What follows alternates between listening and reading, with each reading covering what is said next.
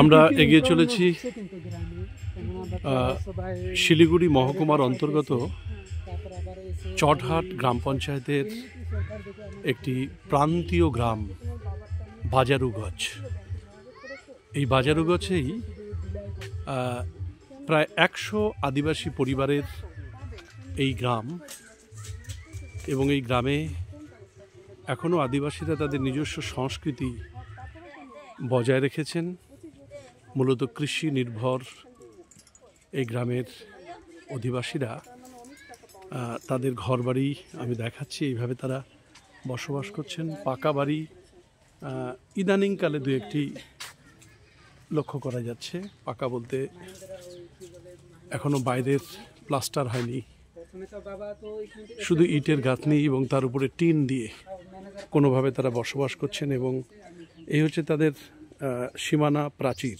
প্রত্যেকটি বাড়ির প্লাস্টিক এবং বাঁশের বাতা ব্যবহার করে, এবং কারো কারো বাড়িতে আমরা টিনের বেড়াও লক্ষ্য করতে পারছি। অর্থনৈতিকভাবে খুব বেশি সচ্ছল নয়, কিন্তু অনেকেরই চা বাগান রয়েছে, নিজস্ব জমি রয়েছে।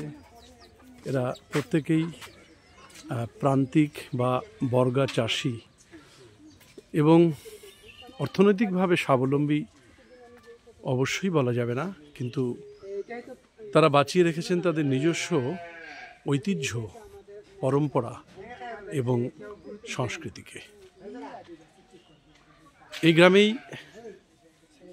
মাদল বাজে সন্ধে হলেই, এবং তারা প্রত্যেকেই ঐক্যবদ্ধভাবে নিজের সংস্কৃতিকে রক্ষার জন্য সামান্যতম চেষ্টাটুকু প্রত্যেকেই করেন।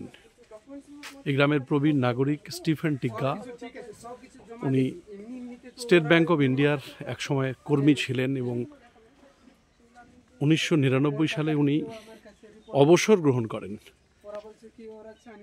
এখনও উনি জীবিত রয়েছেন এবং তার স্ত্রী ফেলিসিতা টিগ্গা, দুজনের সঙ্গে আমরা কিছুক্ষণ আগে কথা বলেছি। এই গ্রাম আমাদের অনেক কিছু পুরনো ঐতিহ্যকে, পুরনো ইতিহাসকে স্মরণ করিয়ে দেয়। আদিবাসী জনসমাজের নিজস্ব সংস্কৃতি সম্পর্কে আমাদের আগ্রহ, আমাদের উৎসাহকে তারা শ্রদ্ধা জানায়। এবং আমার মনে পড়ে আবেগের সঙ্গে যে এই গ্রামেই একসময় আমার নিজের গল্পগ্রন্থ বল তুলেছে মাদল, এই গল্পগ্রন্থের প্রেক্ষাপট এই গ্রাম।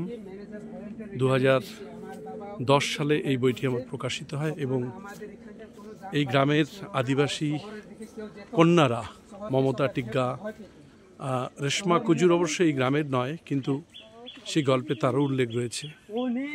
তাদের ধানের খড় আমরা দেখতে পাচ্ছি মারাইয়ের পর।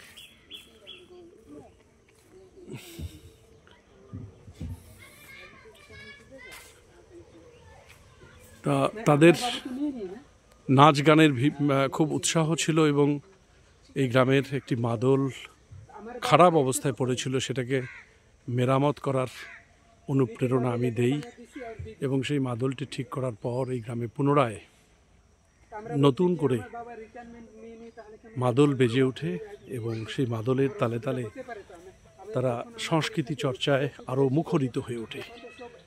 সেই থেকেই আমি গল্পগ্রন্থটির নামকরণ করেছি বল তুলেছে মাদল। একখণ্ড চায়ের বাগান আমরা লক্ষ্য করতে পারছি, এবং বাঁশ বাগান, ছায়া শীতল গ্রাম।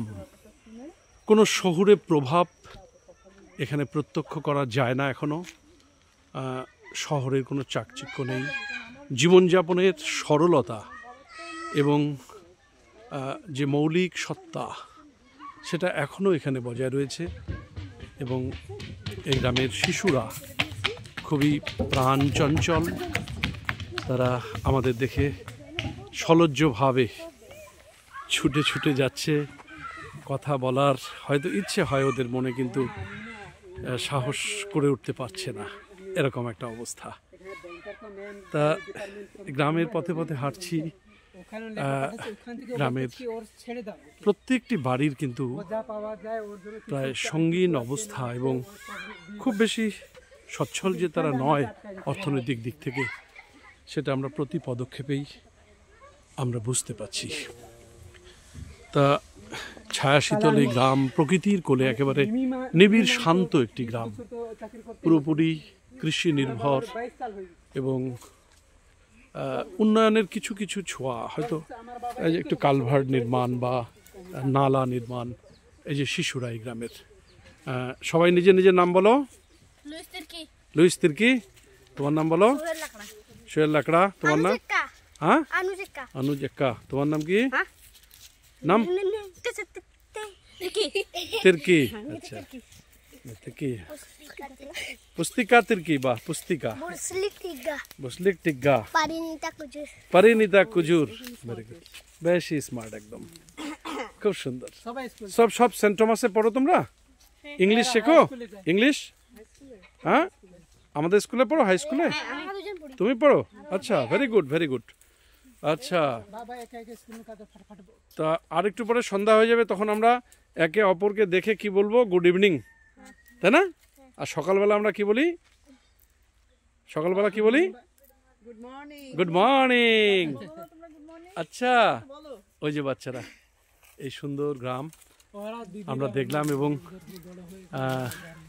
আমাদের অনেক সহযোগিতা যিনি করলেন, কি নাম যেন? রাজীব টিগ্গা, স্টিফেন টিগ্গার ছেলে, পুত্র রাজীব টিগ্গা। তা আমরা চাই এই বাজারুগাছে পুনরায় ওদের নিজস্ব সংস্কৃতি পুনর্জীবিত হোক, পুনর্জাগরিত হোক, বহুল চর্চা হোক এবং এখানকার ছেলেমেয়েরা নিজস্ব সংস্কৃতির ধারা নিয়ে, এই পরম্পরার সাক্ষ্য নিয়ে দেশ বিদেশে ভ্রমণ করুক এবং সংস্কৃতিটাকে তুলে ধরার চেষ্টা করুক। আমরা এটুকুই প্রত্যাশা করছি। এই গ্রামের অনেক উন্নতি হোক, প্রত্যেকটি মানুষ সুস্থ সবল এবং সুন্দর থাকুক। আচ্ছা, আরও একজন প্রবীণ নাগরিকের সাক্ষাৎ আমরা পেলাম। একটু নামটা? আগাপিত লাকড়া। আচ্ছা, এই গ্রামেরই একজন প্রবীণ অধিবাসী। নমস্কার জানাই। নমস্কার। अच्छा रहे आप, हाँ, आपका तबीयत अच्छा रहे। हाँ, ये गांव का सारे आदमी, सारे इंसान, हाँ, गांव का जितना औरत है, माँ, हाँ, हमारा सबका भला हो, मंगल हो, कल्याण हो। नमस्ते।